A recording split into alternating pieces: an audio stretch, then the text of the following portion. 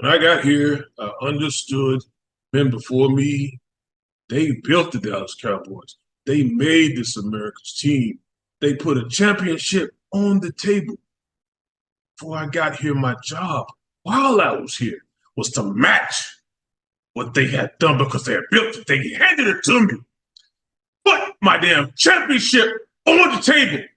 That's all we asked. Put your damn championship on the table. And you couldn't do it. All the answers gotta go.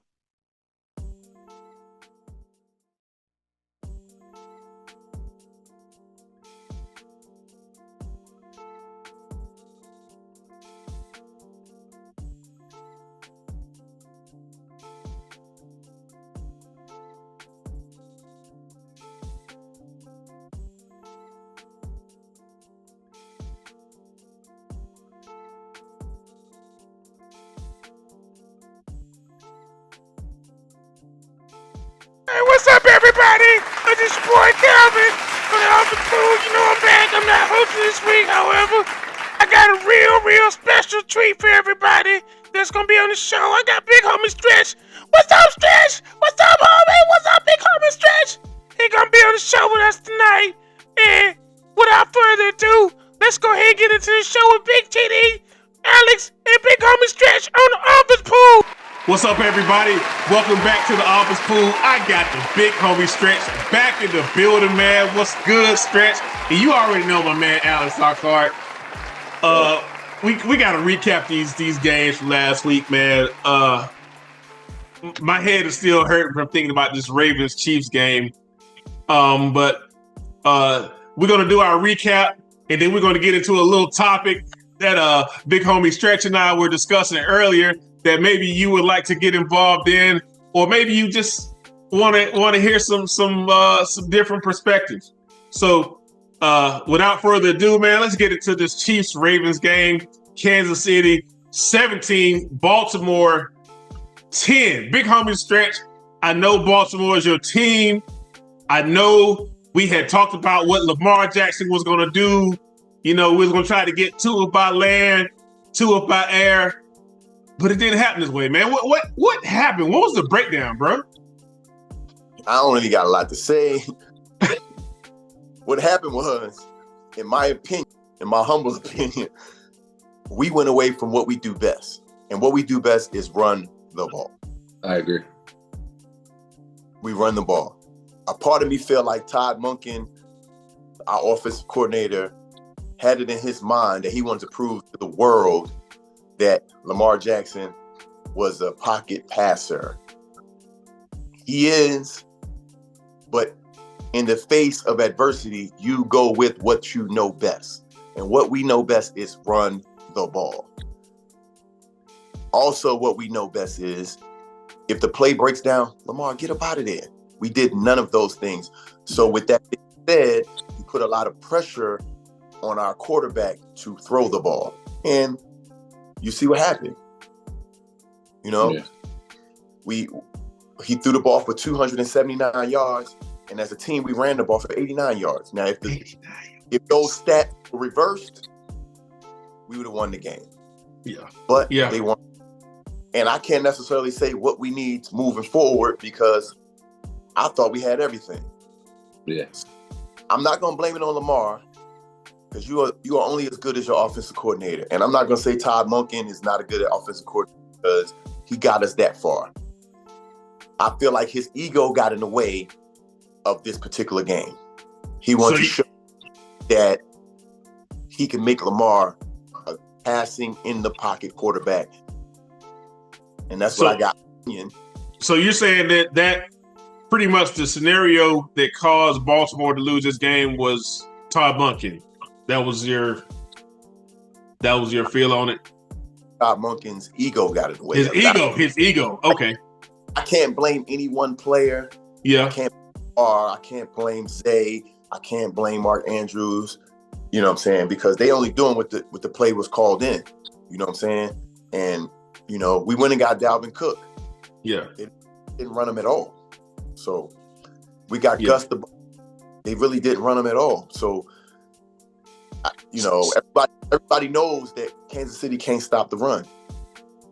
Yeah. So if you know this, then you delve into their weaknesses. Their strength is their secondary. Why would you throw, I'm confused, but it is what it is. Moving on. It was a sad day. It was a sad day for Baltimore Ravens. So, Locke, what was your take on that game? I know we all three have Baltimore. Tell me what you thought about Big Homie's take and add a few critiques of your own. Who should we put the blame on? I mean, if any, for that game. Let's keep it 100.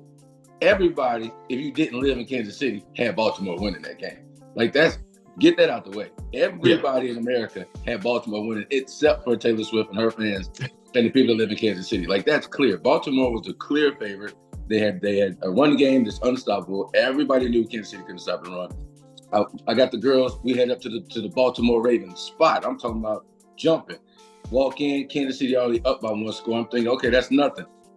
Baltimore comes down, scores again. I'm like, all right, this is going to be a game. This is going to be a straight, you know what I'm saying? We talking George Foreman, Muhammad Ali. This is going to come down to somebody going to get tired and then somebody going to get the best of them. That's all I'm thinking.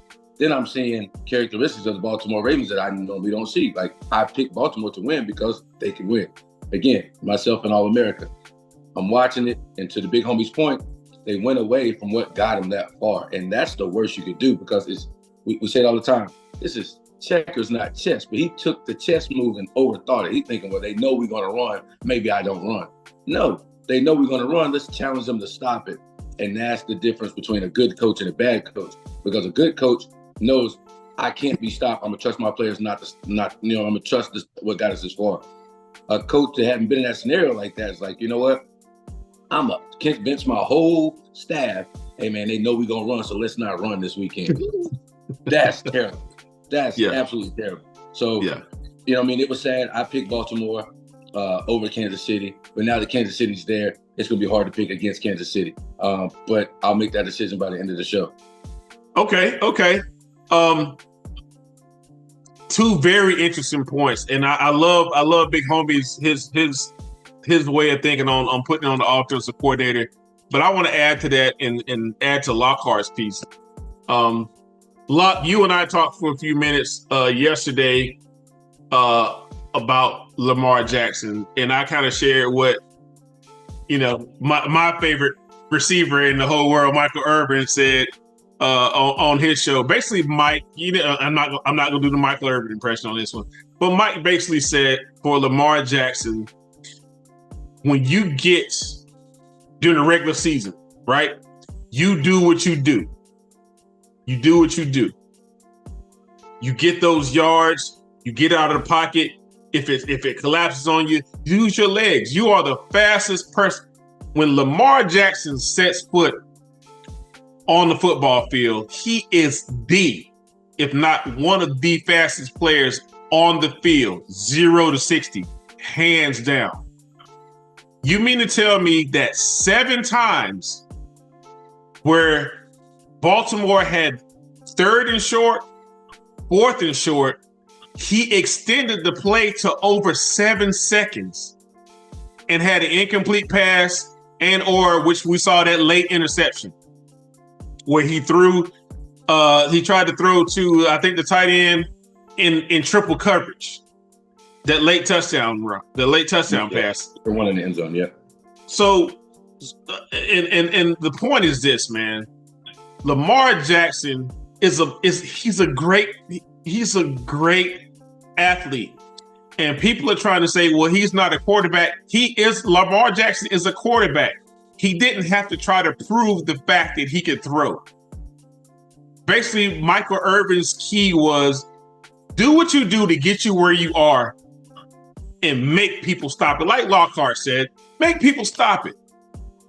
Why are you extending plays to 6, 7, and 8 seconds and then coming up with an incomplete pass or a sack or interception? When all season long, 3 seconds was up and you was out. Right. And I'm not talking 5, 6, 7 yards. I'm talking what Big Homie, he made the point last week. The last game, Big Homie shared that Lamar was averaging 10 yards a carry, 10 yards a rush every time he gets out the pocket. So I can't say that this was all Lamar Jackson's fault, but I can say Lamar Jackson took the brunt of it, being that he got out of what Lamar Jackson does. You are one of the best players in the league. You don't have to prove nothing to nobody. You don't have to prove a thing. You don't have to prove that you can sit back and be Tom Brady, because Tom Brady didn't have to prove that he could throw the ball, because Tom Brady couldn't run. Am I correct, fellas? He sure couldn't run. So why does Lamar Jackson have to try to prove to people that he's a pocket quarterback passer? He can look at all of those touchdown passes where he threw dimes on 5 and 7 step drops off of play action. Yeah. And then look at all. Go ahead. My concern, TD, overall is that will we see another Baltimore Ravens team like this? That's my concern. Oh man, I'm gonna let Big Homie answer that question. What, you know what I'm saying? So that's the question. Will we see another Baltimore Ravens team like this? What do you think, Big Homie? We'll be right. We'll be there again next year. Oh my God.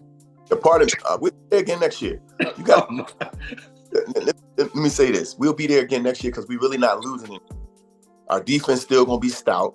Our offense gonna be better. Lamar has to become a better leader. That's all we need is for him to become because a leader would have called audibles. Yeah, right. You're right. That play ain't going down like that. Would have went away from whatever the offensive coordinator was talking about and said, "Screw this, I'm doing it right here, my way." Now he showed leadership qualities every now and again in certain games, but that particular game he showed no leadership because if you see that this is not working, you go with what you know what to do and deal with whatever consequences later on. It's not like they're gonna bench you. Right. You feel me? Yeah. So a lot of that had to do with his leadership qualities because what a leader would have said was, this ain't working. They know the plays or our offensive line not holding up. This is not working. We're going to do this. Yeah. So we'll be there next year. Most definitely we're going to be there. Okay. But will you see a different Lamar Jackson next year? Exactly. If I same Lamar Jackson, we'll get the same result. And I don't mean the same Lamar Jackson in like he's probably going to still give up MVP numbers, right? Mm-hmm. But it's the little things, and that is what separated us in this AFC Championship game from a Super Bowl. It was the little things that if he would have just did that, and I don't like to say if because if it was a fifth, we all be drunk. But it's the little things, you feel me? So if he just did the little things. Took over. Todd Monken called a play. Nah, we ain't doing that. We gonna do this because this is not working. You know, I had to call me and said, "Well, he should have been doing dump downs." No, he should have been doing exactly what he was doing to get us where we was at. And granted, he was passing the ball a lot, but the week before he had 100 yards on the ground. Do you understand that Kansas City was afraid of that? Yes. They were horrified of that. They was going 5 and 6 in the box because they want to stop him from running. Run it anyway, right? You only get 2-3 yards a carry, right? What it does is it brings the defenders in, and now you can call a play action. Now you can call all these short screens and get on the outside. We did none of that. So when we be again next year, and I'm done with that part of it. Now let's move. All right. What did you see, TD, with Kansas City? Or did Kansas City deserve to win that game? On the Kansas City did what Andy Reid prepared Kansas City to do, and that's win despite looking down the barrel of a Lamar Jackson shotgun. Hello. They're not going to be an extravagant winning team, but they have number 15. They've got Patrick Mahomes that is going to orchestrate a play here, first down here. Then Travis Kelce, big play here. Then Rashee Rice, big play here. Then he squirts out of the pocket, using his feet, extends the pocket, uses his super strong throwing arm where he can throw from any angle on the field. Andy Reid prepared the Chiefs to go into a dogfight, And contrary to what Big Homie said, it wasn't gonna be a dogfight. Andy Reid prepared the Chiefs to go into a dogfight with the Ravens, and that's what they did. And my hat's off to Travis Kelce, my auto, and Patrick Mahomes. That wasn't a dogfight though. That was a cat fight. Yeah, I mean, apparently, look, Andy Reid and them must have been watching the Office Pool, because they took everything we did and used it against the Baltimore Ravens. It was a cat fight. It wasn't a dog fight. Like it wasn't. You know, it was some dudes bringing a knife to a gunfight. Yeah.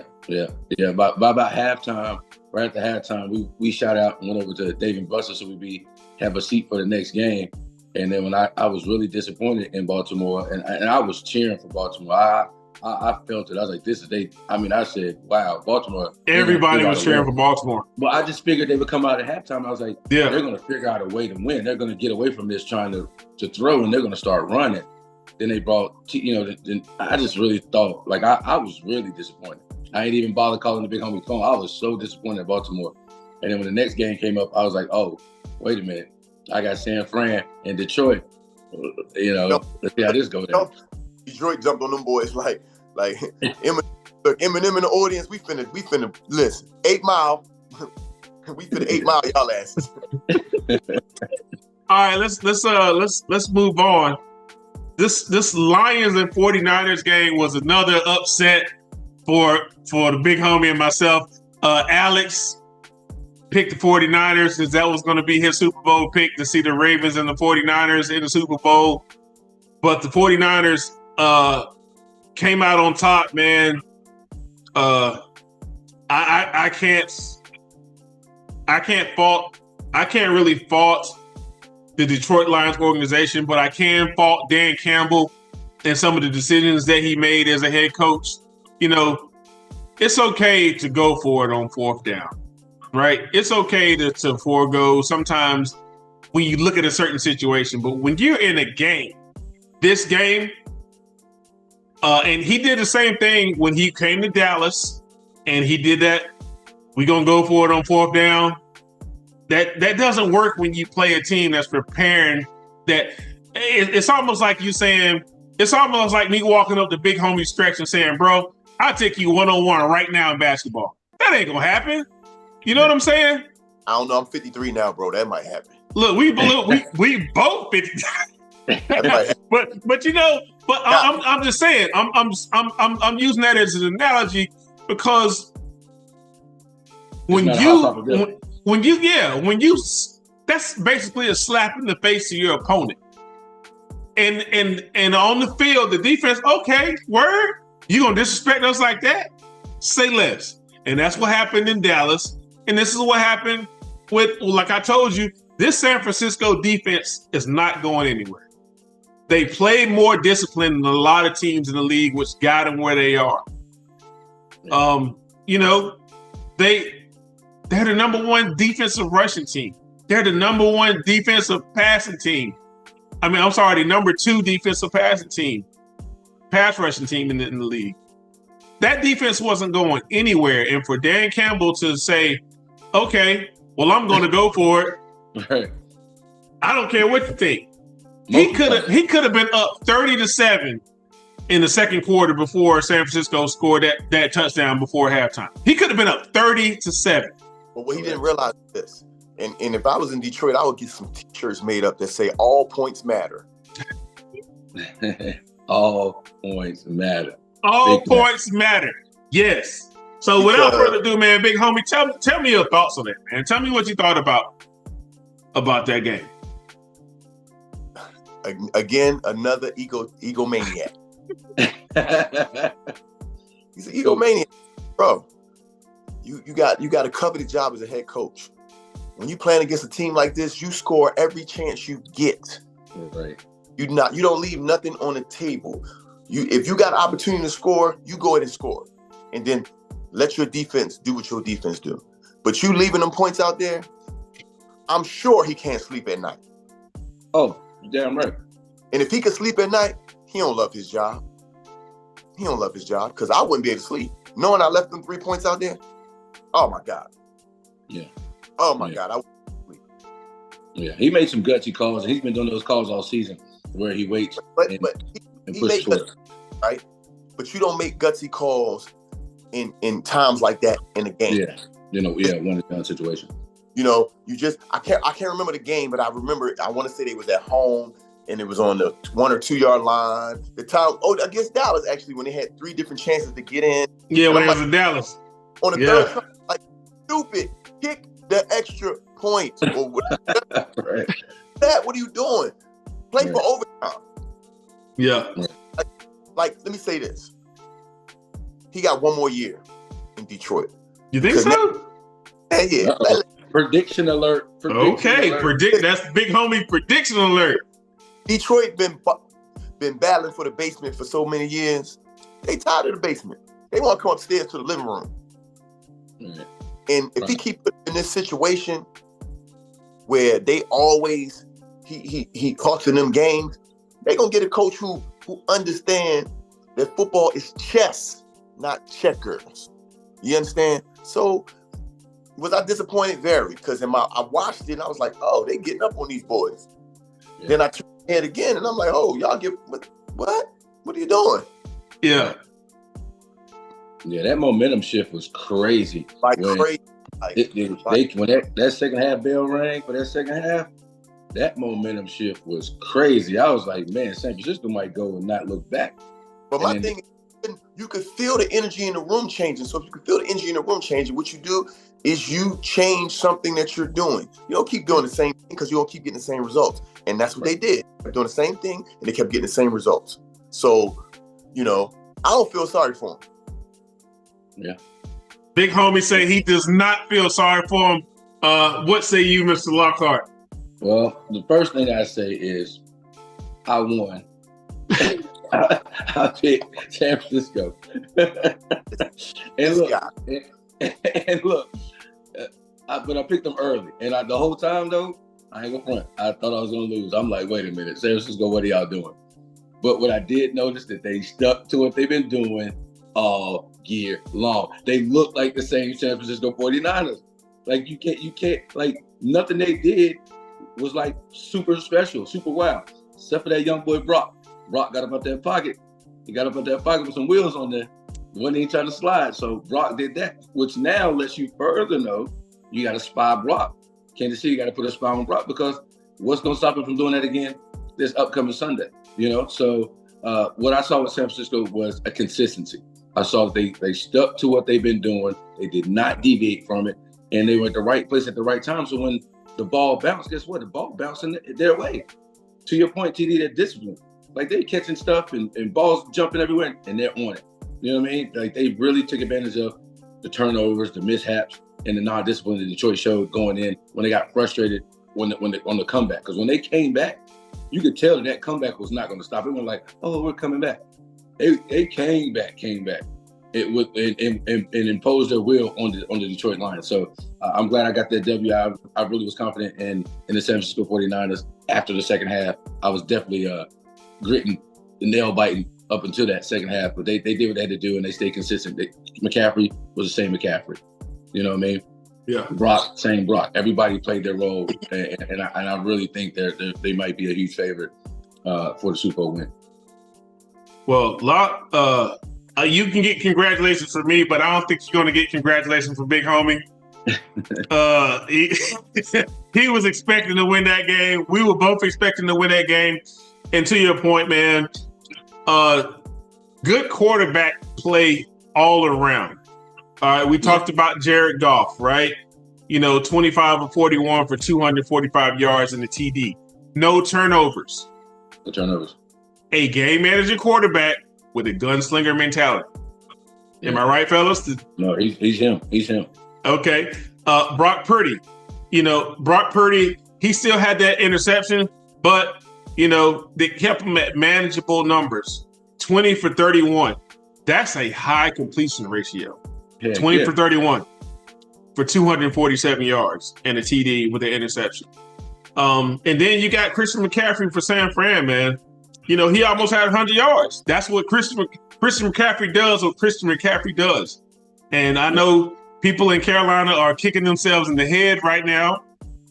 But that's how it is, man. Deebo Samuels, he did what he did. You know, he got targeted 12 times, but he still had 8 catches for almost 90 yards. So that was it was heartbreaking for Big Homie and myself to watch Lockhart pull away with just one game. Yeah. It was heartbreaking to watch the Ravens' demise come at the non-use of the feet of the person that got him to the situation, to the conference championship games. It was disappointing to see a coach let his ego get a hold of his player personnel situation to try to go for it as many times as he did on the 49ers defense. So again, hats off to you, Locke. After this break, we're going to get into the Super Bowl, and the big homie Stretch and I are going to have a talk about Super Bowl prices. Yeah, outrageous. Is it the the guy like the average guy saving up for to pay $9,000, or is it more than meets the eye? Stay tuned. We'll be right back after this.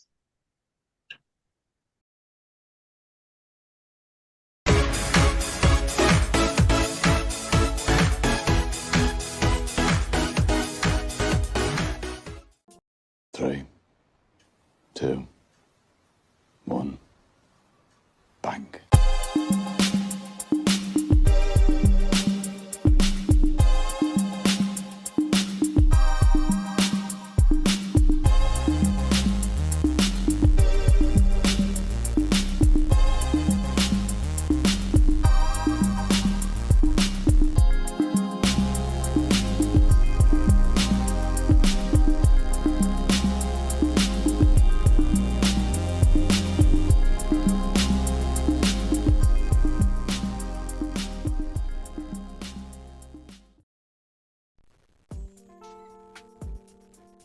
This is the test for the sound. Make sure everything sounds good.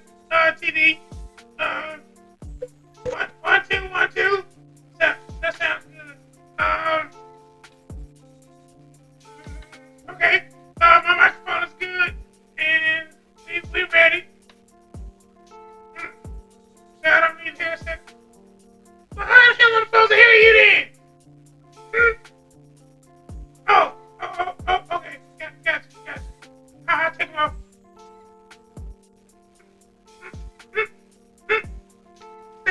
There you go. Okay. What's up, everybody? This is your boy Calvin, and I'm gonna be hosting with TD on the Office Pool Show. So check us out. We wasn't rolling yet. Oh, okay, here we go.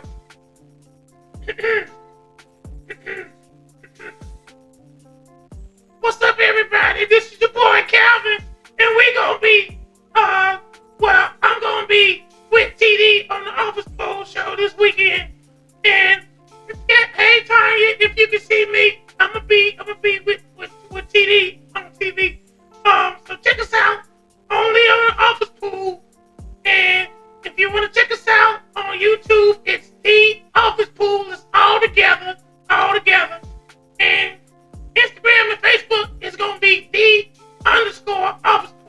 This your boy Calvin, and I'm out. Peace. Was that good? Oh, I'm still on camera. Okay. Bye, y'all. Welcome back, everybody. I'm with my man Alex Lockhart and the big homie Stretch, and we about to get into the Super Bowl. Oh, wait a minute. What's up? Yeah, Super Bowl. What the Super Bowl? Kansas City. I take it you're not gonna pick a winner for the Super Bowl this year, big homie. That's a no. Hold up. I thought West Charlotte was in the Super Bowl. Get out of here, man. All right. Look, obviously, my big bro, he still feels some type of way that his beloved Ravens are not in the big dance. I understand that. I understand. I totally understand. Because he's a bigger fan of the Ravens than I am with the Cowboys. I drank my miseries away last week. But anyway, let's get into this 49ers Kansas City Chiefs game. It looked like it panned out to be another dream run to the Super Bowl for Patrick Mahomes and the Kansas City Chiefs. And then Brock Purdy said, you know what? They thought I was a fluke last year. Then I got hurt. Now I'm back. Now what are you saying? Yeah. So, Locke, tell me your thoughts on the Super Bowl, and then I'm going to let you start off on the picks this week. My thoughts is, you talking about State Farm Mahomes? Yeah. Patrick Mahomes and Travis Kelce Maotto. Right. And Taylor Swift, they got it set up for like a Hollywood show. Like, as far as viewership goes, as far as getting all eyes on the Super Bowl, they done a very creative way of making sure this thing is on another level, right? As far as the talent and the competition, the two quarterbacks going head to head, I also think that's worth watching TV. I think that's worth watching TV. I know we'll get into later if it's worth the price of admission, but we know it's definitely worth a show. Two teams, both returning, so like a rematch, if you will, similar to our RG3 versus Tracy McGrady flag football game on Thursday. Office School will be there. You know what I mean? So it's one of those things that people look forward to. They look for the rematch. They look for, hey, can this guy come back and beat this guy again? You know, they see it in every sport. The rematches always make a lot of money. I think this is going to be a highly watched Super Bowl, and I'll give my pick in just a moment. But I'm leaning towards that dynasty effect. I'm leaning towards that. You know, I've been here before. I know how it feels. You know what I mean? I'm going to go in here and do my thing and come out with a W. I'm leaning towards those guys. So you leaning towards Kansas City? I'm leaning towards Kansas City. But are you going to pick Kansas City? And only because I picked San Francisco from the beginning, so I kind of got to ride with it. I literally picked San Francisco from the beginning of the year. So it's like, to go against them now that they made it, just don't sit. Like, if I literally picked them to win the Super Bowl, you know what I mean? All right. Well, so I'm gonna let you mull on that one. I did get my receipt. I did get my payout when I got there on Monday. I did get paid out for them making it to the championship. Okay. Yeah. Okay, so you saved your receipts for last week's picks. Got you. No, I got receipt. I actually went to Vegas on Monday and cashed out I bet on them making it to this part. So you could bet that they make it, then you could bet that they win. So you saying I can hold something? Is that what you saying? I can hold something when I get to Vegas on Wednesday. Hey, dinner on me, baby. When you show up, I got you. Say less. Say less. The flight lands at 7:45 in Vegas. Big homie Stretch. I know, bro. I know how it feels, man. You got two teams that are not the Baltimore Ravens playing in the Super Bowl this year. That one should be the Baltimore Ravens playing in the Super Bowl this year. Tell me what your thoughts are, man, and let me know what you feel, man. What's going on, big homie? I don't feel nothing because I'm not watching. First of all, like, y'all can even X me out of this part of the broadcast. I don't care who. You know who I want to win the Super Bowl? West Charlotte. West Charlotte. You want West Charlotte to win the Super Bowl? Okay. Out of Charlotte, North Carolina, I want them to win the Super Bowl. That's who I want to win. As far as those other two teams you mentioned, I'm not worried. I'm not even watching that. And y'all keep talking. I just heard one of y'all say everybody gonna be watching it. Nobody on the East Coast is watching that trash. Nobody. I'm gonna keep the Nielsen ratings on that one, and then we'll talk about that one on our recap. All these people was rooting for Detroit and Baltimore. They are not watching that trash. We care less who win. You know when they gonna watch it? What's up, big homie? At the halftime show when Usher come on. When Usher, they gonna watch it. Okay. Probably missed him in his residency in Vegas, so they was like, "I'm gonna go and get a free one and watch it at the halftime." Other than that, nobody's watching that. Well, all right. Well, the look. The the NFL is betting on, State Farm, and because State Farm and NFL, so they got to make sure that the State Farm team is in it. Like, I'm not saying it's a conspiracy thing, but it sure as hell looking like one. Hey, I've been. Hey, you're not the only one, bro. And we gonna save that conversation for we gonna save that for another conversation because I'm with you on that. We here, but anyway, let's get into these picks, man. I'll go first since I had the worst record the last 2 weeks, I guess, since Lockhart won. I'm going to pick Kansas City to win. I do want to see that dynasty effect, and from the day that the Eagles got rid of Andy Reid, I kind of figured that he was going to get put into a situation where he was going to sing his redemption song, and Andy Reid has been singing his redemption song ever since. So we're going to see that. We're going to see that same quarterback play that you've been seeing from Mahomes, maybe a little better because he steps up his game in the playoffs. He cuts down the turnovers, and then he uses that security blanket, that big security blanket in Travis Kelce. And then what happened last week? Kansas City went to the run game. They went to the run game on the Baltimore Ravens. Are they going to do it against San Fran?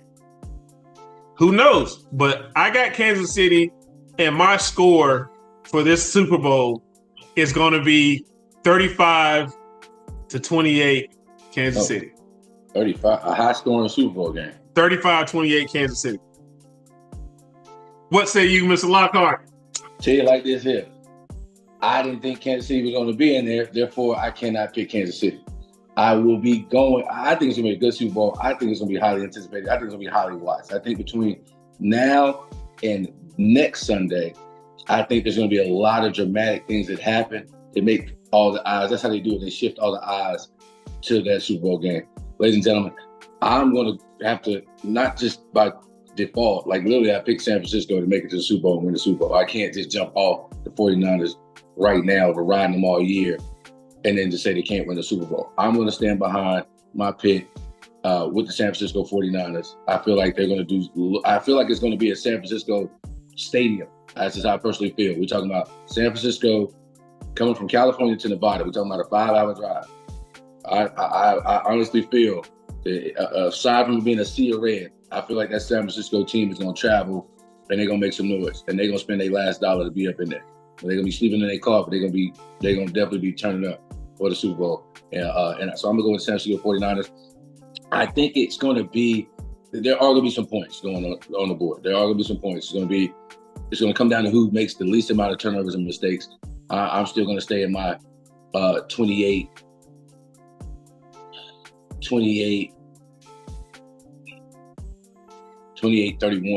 You know what I mean? 31 San Francisco, 28. Like, it's going to come down to that. Okay. So it's going to come down to the last possession. It's going to come down to whoever got that ball last is going to either kick it in or they're going to, I feel like it's going to be, it might even be more like a 28-21, but it's going to be right in there. I don't see it going north of that. You want 28-21 or 28-31? That's a big difference in Vegas. That is a big difference. I'm going to go 28-31. 28-31. San Fran. All right, big homie. Look, I know, bro. I'm feeling your pain while you sitting in the seat, man. But you got to give us a pick, man. This why we do the show, man. Give us your spiel. I'm great. Take a lot of scissors. Flip a coin. I'm going with whoever West Charlotte play in the Super Bowl.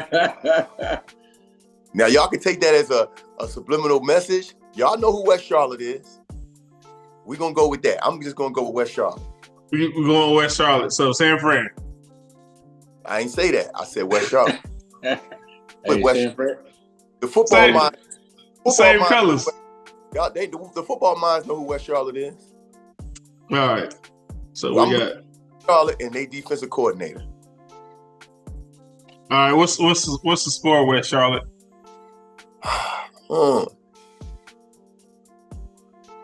I can't give you a definitive score, so I'm gonna go with a lot to a little bit. This guy is ridiculous. He is. I tell you, he going against the whole whole concept. Baltimore didn't make it. I get it. You can't tell me how to feel, brother. You can't feel. Hey, you right. You absolutely right, bro. We can't tell Big Homie how to feel, man. Right. You absolutely right, bro. We can't tell you how to feel, man. Brother, But we need you to make a pick. It's made. West Charlotte, a lot to a little bit. All right, so A little bit. So if West Charlotte win, y'all know who West Charlotte is. Then make sure I get that W under my name, baby. he can't even say Kansas City, bro. You can't say it. All right, look. So let's talk about, man. I know Big Homie and I had a discussion about these ticket prices. And I basically said, with the $11,000 price, it's gonna be people that done. They make $60,000, $70,000, $80,000 a year, maybe $100,000, and they saved up for the Super Bowl. They don't even have a team that's playing in the Super Bowl, but they save up for the Super Bowl every year. My big bro, Tiny, he does that every year. If the Dallas Cowboys don't go to the Super Bowl, he's still going to the Super Bowl. And he basically, he saves some coins up, and he goes, when it's time to take out that deposit and pay for that flight and pay for the rooms, Big Bro is there. But the Big Homie Stretch gave us another scenario. Tell me what you thought about that, Big Homie, and the average price being almost $11,000 for this game this year. The average price being $11,000. The average person cannot afford, or I wouldn't necessarily. Well, yeah, I'm going to say the average person cannot afford an $11,000 ticket plus the flight plus hotel stay plus entertainment. At that price, you're looking at about $17,000. Yeah. Plus taking out work to go. So I think it's outrageous. Eventually they're gonna have to do something about it. Eventually, because football is actually for the average fan, and corporate America and these corporate sponsors are taking over everything. So it's like hard for the average fan to even afford to go to stuff that they normally should be able to go to. So that's my take. You know that the tickets actually start in the 21s, 23s, right? Some of them start in the 16s, 17s, and then there's people buying them and marking them up. You know what I mean? And some of them are companies and hedge fund companies that are buying the tickets at regular price, and then they're just shifting that price to be that high. Yeah, that's the world we in. Yeah, that's the world we in today. That's the world we in. So, it is what it is. It would be pretty hard to take a family of four to a Super Bowl. It would be almost impossible. I don't care how much money you save, you, your wife, and your two kids, you got two boys, it will almost be impossible to go to the game, for the flight, for the entertainment part of it. It would just be virtually impossible. And nobody should be like, oh yeah, such and such could do it, man. But that would be like one in 100 people that probably could just do that. Well, yeah, and I definitely see your point. To put this in perspective, y'all, let's look at how the years pass. Big Homie and I, we're 70s baby, 71 and 72 respectively. The average cost of a Super Bowl ticket, the low end cost was $15. Super Bowl in 1971, that was the Cowboys and the Cowboys and the Baltimore Colts. 72 was the Cowboys and the Dolphins. $15. The average high end cost was $117. That, to Big Homie's point, is a family friendly cost from back then, because that was still a lot of money. $15 was a lot of money back then. Remember, in the 70s, people went crazy in 1980 when gas went up to past 99 cents a gallon. Right. That's true. People thought they were gonna lose their mind. Imagine if they was them same people would still have that same attitude right now about gas, fuel prices. Minimum wage in 1970 was $2.15. $2.15 an hour. So to my point, my question is, with that, you said the minimum wage was $2.15 back in those days. Mm-hmm. How could somebody making $2.15 an hour go to the Super Bowl? Well, you got to remember like this. Back in those days, we didn't have the technology that we had, right? Mm-hmm. I'm almost certain they probably had scalpers, but it wasn't to the point that we have them now. And resellers, because people wasn't reselling anything back then. So you could almost save up for it and know that you could get the ticket. Where now you could save up for it and you might still can't get the ticket. Yeah, you don't know what the price is gonna be, right? You know what I'm saying? So it's even if we move forward into like the 80s and even the 90s, ticket pricing wasn't as astronomical as it is today. Yeah, they were like $1,800.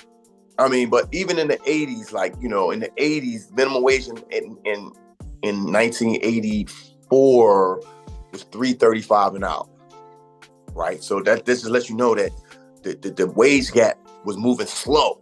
It went from $2.15 to $3.35, which is not a big jump. You know what I'm saying? And now with the minimum wage still at only 7 something an hour. Well, it's now 17. Huh? It's now 17. That was passed by the Biden administration. It's $17 an hour. Oh, I mean, it might have been passed, but a lot of people still making, whatever that Yeah. 7. But I'm saying this to say that basically means the average person cannot afford to go to nobody's Super Bowl. So who's going to be at the Super Bowl? What's it going to look like if me, you, and Lockhart got 3 tickets? We paid $30,000. We balled out till we fell out and bought 3 tickets to the Super Bowl. What would the people beside us and around us look like? I mean, you're gonna have people that you're gonna have super fans that got their life savings into it. You're gonna definitely have that. I mean, but you're gonna have upper middle class and 1%ers and 10%ers of the country and of the world. Actually, I'm gonna say the country because football is a big sport, so people come from all over. Yeah, everybody watch Super Bowl. And some people go to Vegas. I know a lot of people that just go to Vegas to be in the atmosphere. They know they can't afford the ticket. They just gonna go. They want to be around this atmosphere. They want to sit in the casino and watch the game. This is what we come to now that you can't even afford the game. You have to just go to where it's held just to say that you were there and you wasn't even actually at the game. That's sad. But that's what they do. NFL is the biggest, make more money than any other sport. So. Yeah. All right, Locke. Tell me your thoughts, man, because I know Super Bowl week for both of us is a busy week business-wise. Like, this is where, Lockhart Entertainment makes his money. This is where 83 Sports makes his money, in some of these celebrity events. So tell me your thoughts about that, about, where we're looking at and how the average person can afford these $11,000 tickets, man. Give me your take on it. Yeah, I mean, and the big homie said the average person cannot. Now, there are people that are going to save, and they're going to save so when their team goes, they say, oh my gosh, my team goes, I got this money over here, I'm going to try and get a ticket. And then what happens is they try to get a ticket, and they just end up in the city where the Super Bowl is held. So now they're just in the atmosphere. And one of the points was made that NFL does make the most money, and they make the most money, and then they make sure that the people that can afford to get there. But they need people at home watching TV so they can sell those ads. So I like that point. Think about that point. If everybody at the Super Bowl, then who's gonna be watching the ads? Nobody. So they got to get their money. So it's all the business. February, I make all my money. Big homie know this. All my money I make is from February. And then I get back around in February and I'm up. And then that's all my money goes into February. We're talking Super Bowl, Pro Bowl, All-Star Weekend, CIAA. For years, I count on Super Bowl money. So all during the year, we're just putting companies together, putting products together, putting celebrities together, creating events for Super Bowl week. And these people started cashing me out close to December. October, November, December, they started paying. January, they started paying. And then we show up at Super Bowl. So it is a business. It is a fine-tuned business with great athletes, great entertainers, and there's going to be tons of shows. And they make a lot of stuff going on outside of the arena for those people who are not going to the show, to the big dance. I've been to the Super Bowl city. I can hold up this thing over here. It says XXIX. So since Super Bowl 39, that was my first Super Bowl. I got a little throw blanket. That was in Jacksonville, California. That was in Jacksonville, Florida. It was the Eagles versus the Patriots. When the Patriots just started their dynasty run. That says XXIX. That's Super Bowl 39. So since Super Bowl 39, I've been at every single Super Bowl city. I have not once been in the arena. Not once. And we talked about that. We definitely talked about that because this is a business for us. Speaking of which, Alex, your pick on the celebrity flag football game featuring RG3 and Tracy McGrady. I know Big Homie's gonna have a pick on that one, since West Charlotte ain't gonna be involved. But tell me about that. Tell me about that pick. And tell me about that game, man. Man, honestly, man, Tracy McGrady is so RG3 is the underdog. Tracy McGrady, he beat Doug Flutie. He beat Don. He beat a lot of quarterbacks. He beat I can't remember when Quavo was the quarterback and Tracy was up against him. But he has beat a lot of celebrity quarterbacks. I'm going with Tracy McGrady over RG3 just because Tracy McGrady, well, again, he's been there, he's done it, and he's done a great job at it. And he knows, like some people take it too serious and some people don't take it serious enough. I think RG3 didn't know how serious it was last year. And T-Mac was throwing 60-yard bombs getting to it. He's like, oh, wait a minute. We ain't out here for fun, we out for real. So I think RG3 did recruit some more players this year. Yeah. He got some better talent. So it's going to be a dogfight. We're in an indoor stadium. This will be our first indoor stadium for the flag football game. But I'm gonna go T-Mac, man. I'm gonna go T-Mac on it, and that score is gonna be a high scoring game. That's gonna be like a 70, 75 to like 81 type joint. They go arena football. Well, late 1990s arena football. Yeah, all right, go. All right, Big Homie Stretch. Who you got, man? T-Mac or Trace? T-Mac or RG3? Of course, I'm going with T-Mac, man. He the Tom Brady of flag football. Yeah, man. All right. Yeah, you daggone right. And what I didn't realize, man, T-Mac has an arm, bro. Like baseball arm, like Mahomes. Yeah. I didn't realize that. But I mean, I gotta support my fellow NFL alum. I gotta go with RG3, man. Okay. I love T-Mac, but I want to see RG3 come out on this one. And I don't know if it's going to be as high, but I'm still going to say I'm still going to say 58. I'm going to still say 60, 65, 58. Okay. Last year's score was like 80s versus it was like 80 something to 70 something. Well, outside of Arizona. No defense game, bro. Yeah. Nobody plays defense. Nobody plays defense. Well, the defense that will be out there will be 83 Sports, Lockhart Entertainment, and the Office Pool. That's right. Alex and I will be in Vegas, and Big Homie Stretch will be remote, and we're going to give it to you from Vegas.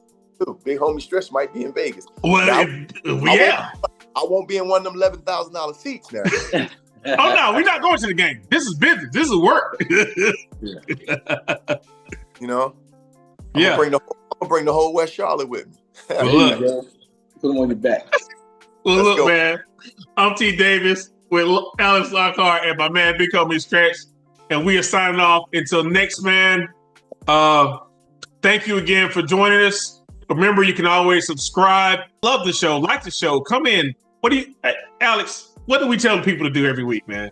Hey, man, follow, like, and subscribe. Push the button. And That's it. Leave some comments. We'll be checking the comments about do you think the price of admission is ridiculous or not. So we'll be checking those comments and we'll comment all week. Big Homie Stretch, thank you for coming out, man. And we will be in Vegas next week. Next week. No more green screen. We will be live on location. The Office Pool, Lockhart Entertainment, 83 Sports. I just want to say thank you guys for coming out. God bless, man. Lock, I'll see you next week. And we'll be doing it again. Birthday boys are back. Birthday boys are back indeed. We out. Thank y'all. championship crowd coming out. So, I'll let y'all know. And we'll see you next week. Bye.